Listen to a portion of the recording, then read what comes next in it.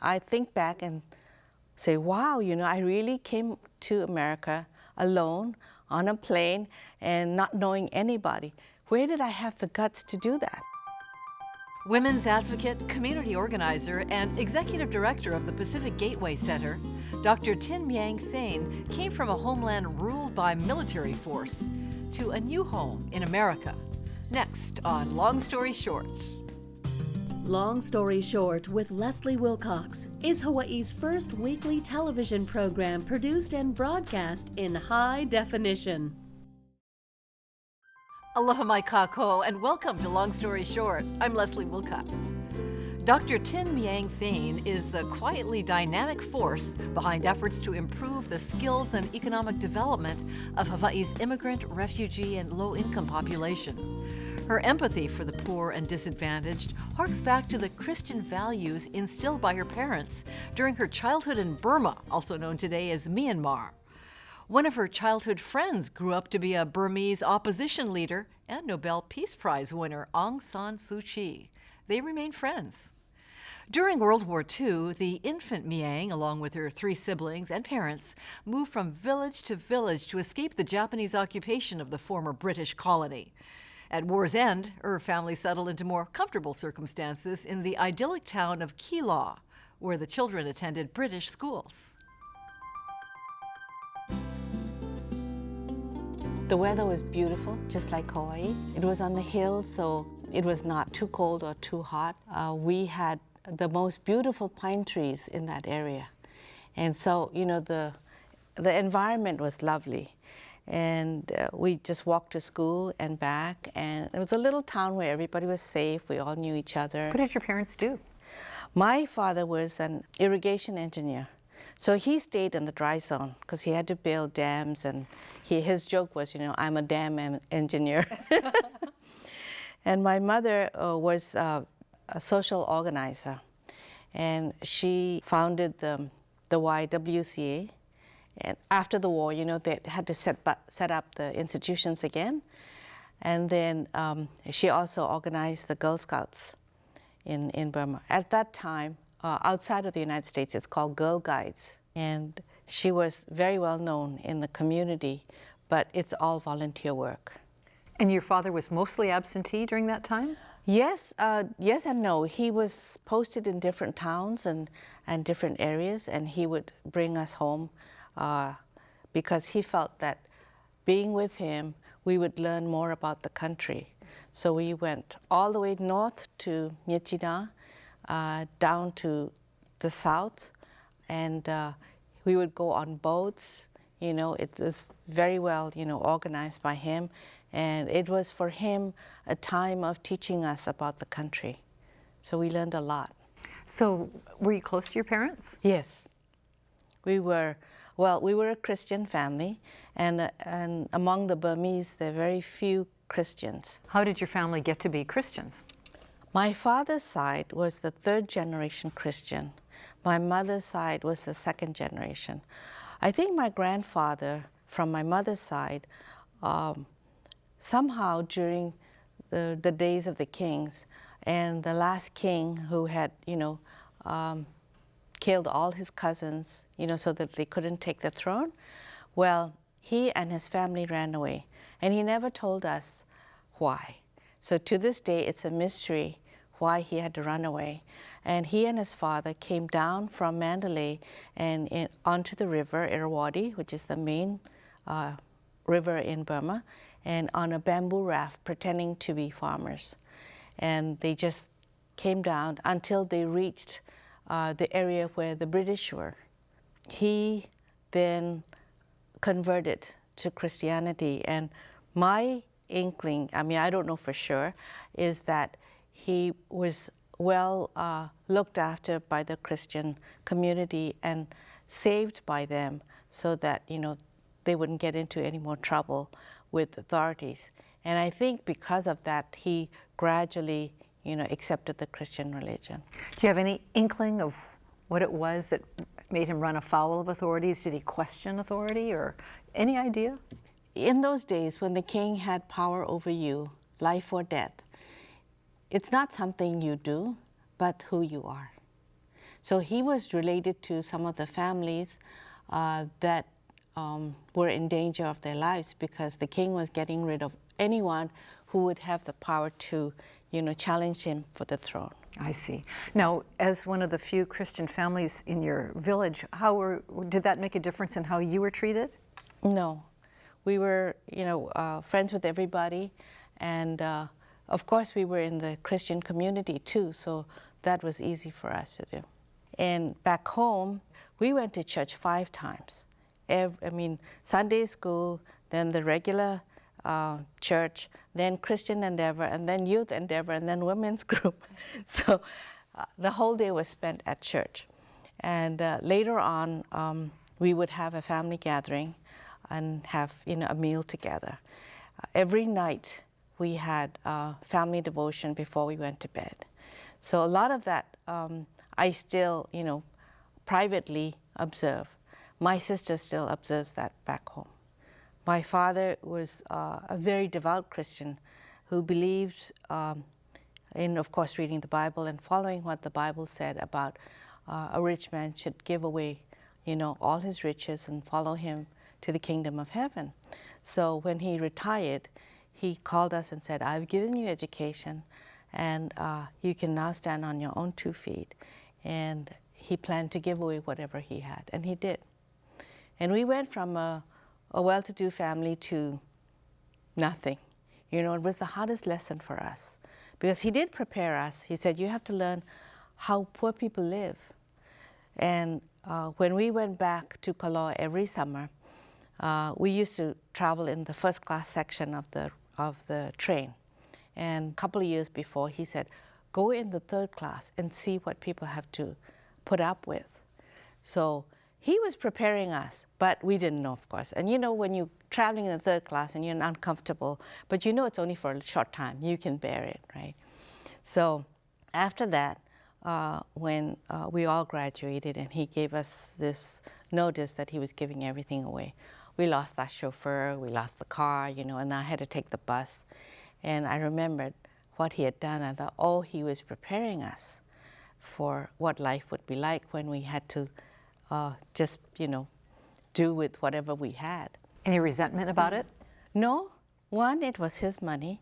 2, it really taught us what people have to go through. It was a lesson that I won't forget. I did realize that it was very hard to be poor, very hard. And you have less resources to fight whatever life throws at you. In 1948, Burma gained its independence from Britain, and years of nation-building followed. A fledgling democracy could not be sustained. In 1962, the military took over the reins of government. Tin Myaing Thein attended Rangoon University at the time and was vocal in her criticism of the government's repressive policies. She was strongly encouraged by her mother to accept a grant to study at the EastWest Center in Honolulu.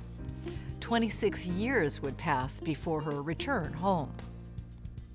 1962, March 2nd, the army took over in a coup, and they changed a lot of rules. It was difficult for people to speak out. There was martial law, and there was curfew, and also people were not allowed to leave the country anymore. And then they closed the country, and people were not allowed to come in. They gave, at that time, 24-hour visa, 1 day. That's all you could come, and you have to leave. Pan Am was flying in at that time, so with the plane routes, you only got 16 hours in the country if you wanted to come in. The newspaper was censored, and they nationalized all the banks. And we even had a joke that the nationalist Chinese government, who nationalized their bank was nationalized by the Burmese government. And so it was a time of tense work, and some of the people who were my friends and very outspoken were disappearing in the night, never to be seen again. And some of our other friends who were against the government were speaking out against the coup, because we had a parliamentary democracy before then. So during that year, I was in the psychology department, and they were watching the psychology department, I don't know why, and we were having little rallies and so forth and so on. And my mother was very worried that I wouldn't keep my mouth shut or I wouldn't be able to control myself. Weren't you fearful after your friends left forever with You no know, you notice? never think it would happen to you. You think, oh, and sometimes you say it because of the moment, because it's, something you feel unjust and uncalled for. So there was a huge uprising by the students. And I was in the department at that time. And by the student union, they were all gathering and, shouting slogans. And They and you? The students. No, I was in the psychology department. They were like way by the gates to the university. And so the general came down, the one who had, taken over, and he was watching to see what was happening. And the students, they're very naughty, and they spotted him and started directing their comments at him. And they would say, very unkind things like, your mother's a peanut seller, and you never passed the exam. You don't have the right to put a foot inside university property because you haven't passed the exams to be a university student. I mean, that's true. And so was that bravery or foolishness? I mean, I think a little bit of both. And so the general ordered them to be shot. And so at that time, there were like 3,000 students who were shot. They were shot? They were shot, and then the army came and took their bodies away in the trucks. It was very, very terrible. So that's why 7/7/62 is what we remember as the day, the infamous day. And then he blew up the student union because they were all converging in the student union. And so I think by that time my mother was very worried, and so she started looking for ways to get me out. And she probably knew that the psychology department was being watched because they felt that psychology had something to do with the West, and we were using Western methods and so forth. And when you said you spoke out at times, do you remember what you spoke out about? Well, it was to get people released, my friends who were in jail that had been taken, and people who had disappeared. Around that time, my brother disappeared. It's something that the family never talks about. Your brother disappeared. I mean, was he sleeping in the house and then you No, didn't find he him in left the morning? early to go to work, and we didn't. To this day, we don't know what happened. Had he spoken out? I don't know. He may have, in his at work, anywhere. We do know that at that time there were an atmosphere of fear, and you couldn't trust each other. You didn't know who was going to tell on who. As a news reporter here, I've covered families who've lost a family member likely to homicide, but the body was never found. They just never knew what happened, who did what, or what, anything. And it's a very difficult thing to live with, that unknown. But you say your family never spoke about it, even to each other? Yes, to each other, yes, we did. My sister did, and then each of us have our own take on it. My parents never accepted it, that he would be dead. My brother did. My sister waited for him. So did my mother for a long, long time. And I think we have, accepted the fact that he may have passed on. We have rumors that he was seen in the border area, that he was in Malaysia, that he had fathered a child with this woman, and that they were living in Penang. I mean, we tried to follow up, but nothing. It would have been just as easy to slip a letter or word of mouth to the family that he's okay. But not having had any, and it's over, a long, long time. Do you seem so composed because this happened a long time ago and you've just had to integrate it into your life, or were you always accepting of this terrible unknown? I think it's because of the time. You learn to live with certain things. time does heal, or rather time lets you learn how to live with it. And that's why. Any advice to people about how to live with something terrible that's happened? You can dwell on it, and you can try to make the best of those memories, but you do have to move on, but you never let go. I still look. When you're back home, you hope you see him walking? Because the rumors were that he was crossing the border in Thailand and Malaysia.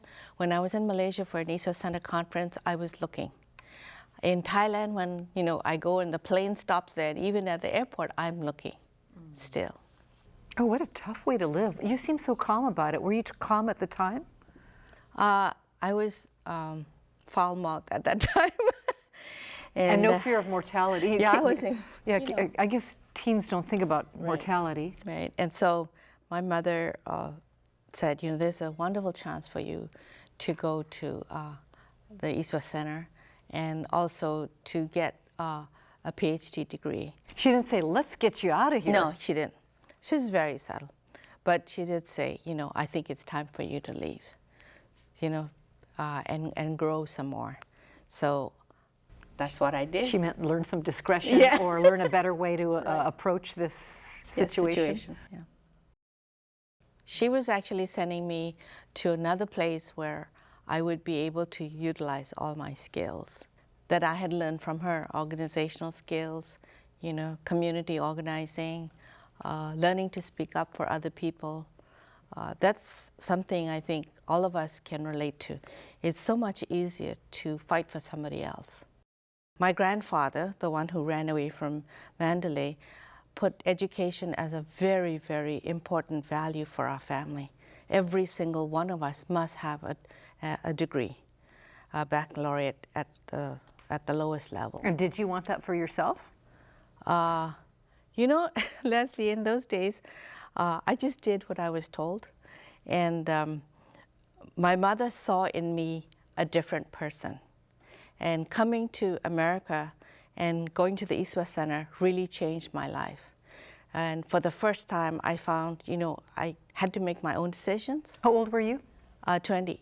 I think back and say, wow, I really came to America alone on a plane and not knowing anybody. Where did I have the guts to do that? Exactly. I don't know.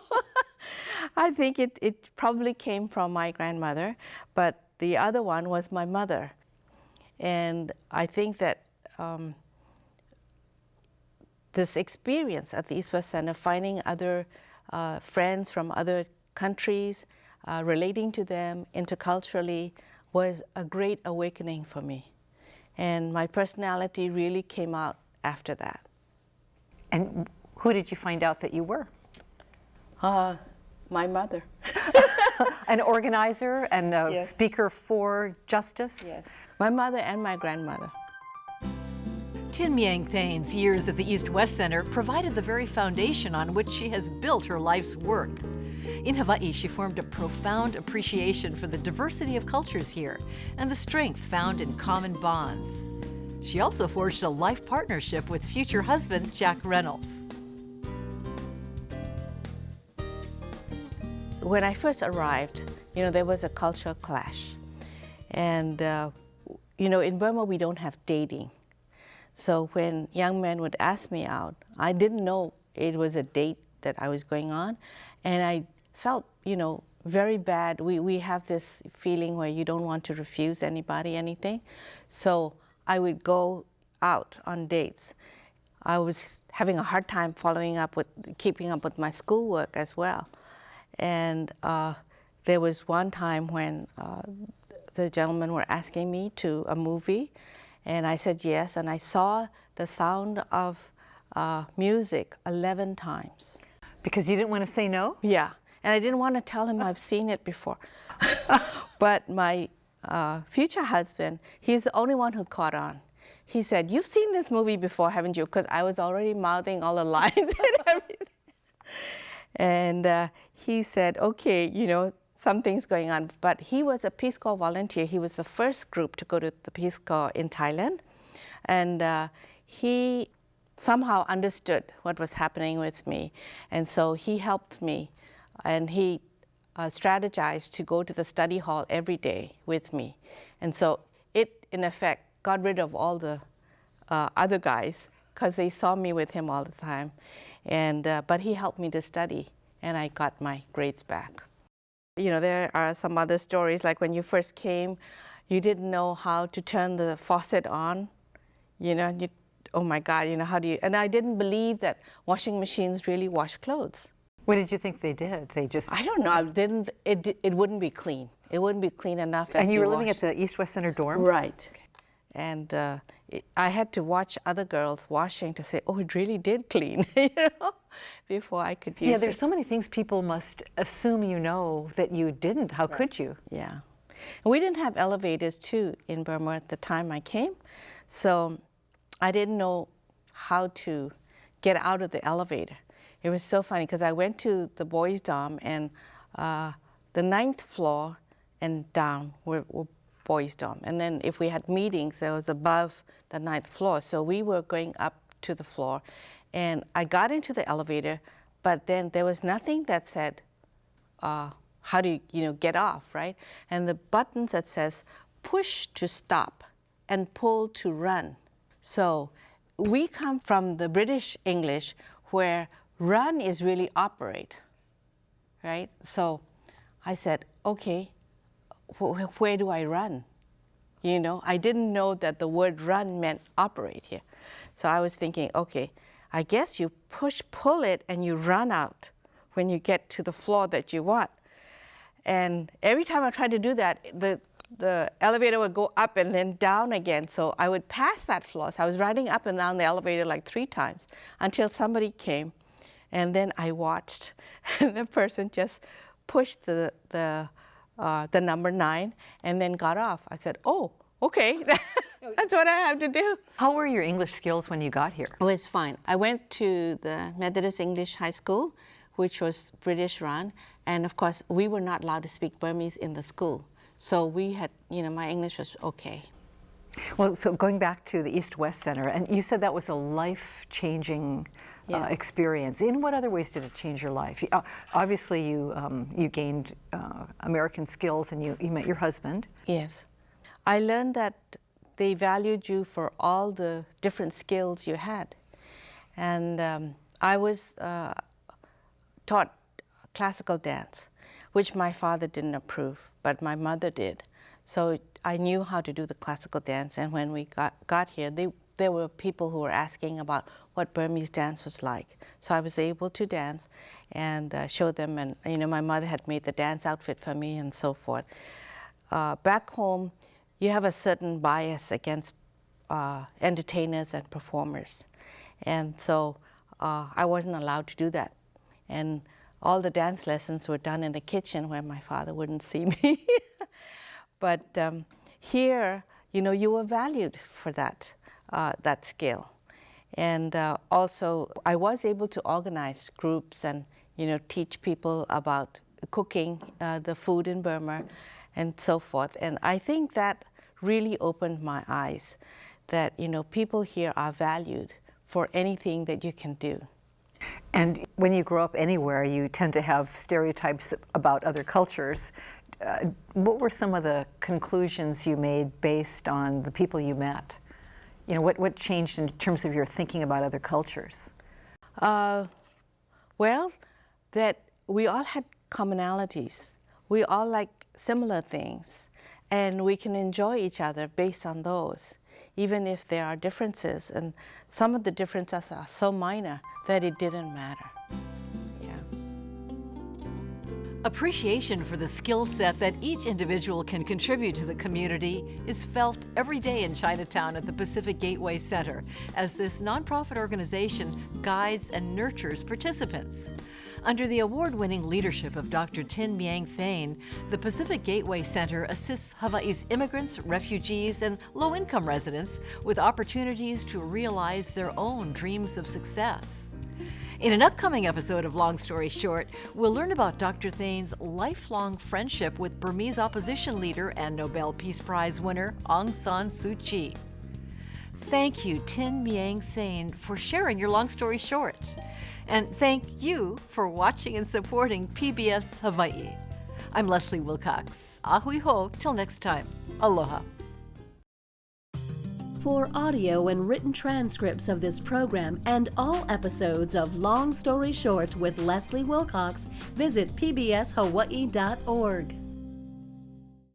Well, Burma has a very strange shape. It's like a kite with a tail, and it's right next to Thailand, south of China, and on the west we have India, so we are squeezed between the giants. And we were under the British for about 100 years, and then the Japanese came, and we were under the occupation of the Japanese for a number of years. And then the war ended in 1945, which meant that, you know, life would return normal. And up in the Shan Plateau, there was a hill station which the British had occupied and set up schools there. So we went to live there. My grandfather was the mayor of that town. And so I think the happiest memories of our lives were in that town. It was called Kalaw.